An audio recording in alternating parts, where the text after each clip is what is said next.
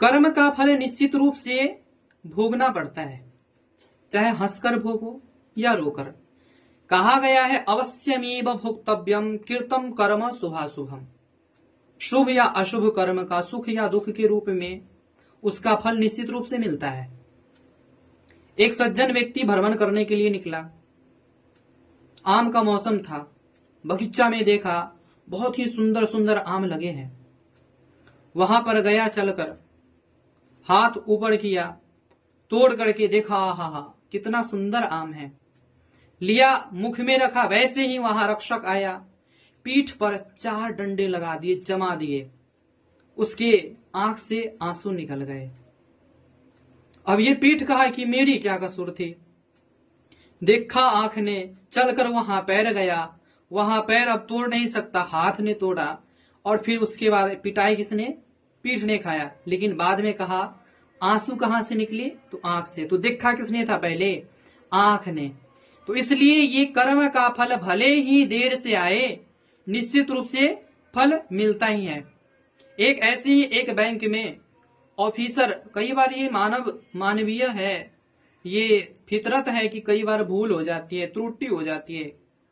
इसलिए वहां मैनेजर ने ऑफिसर को डांट मारा, डांट लगाया कि काम सही से नहीं करता है, निकम्मा हो रखा है, कामचोर है।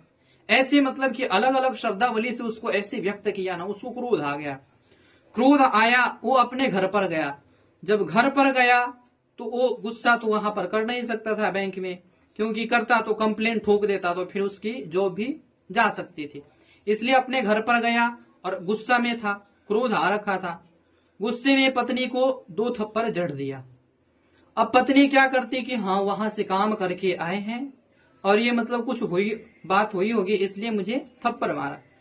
अब वो क्या कि अपने बड़े पुत्र को, कि हमेशा फोन चलाता है, पढ़ता नहीं है, एकदम बिल्कुल एकदम बेढंगा हो गया है, इधर उधर हमेशा मतलब दौड़ते भटकते रहता है।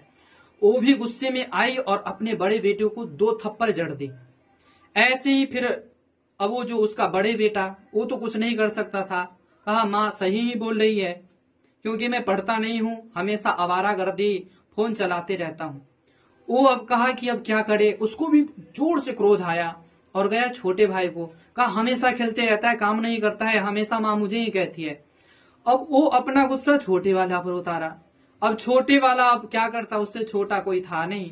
अब उसके गली में एक कुत्ता सो रहा था। अब वो दौड़ते हुए गया और कुत्ता को एक लात बजाया जोर से, और कुत्ता ने भौंकते हुए गया और वो जो मैनेजर ने डांटा था ऑफिसर को, उसको जाकर मैनेजर को काट लिया। तो ये कर्म का फल निश्चित रूप से मिलता है, भले देर से मिले।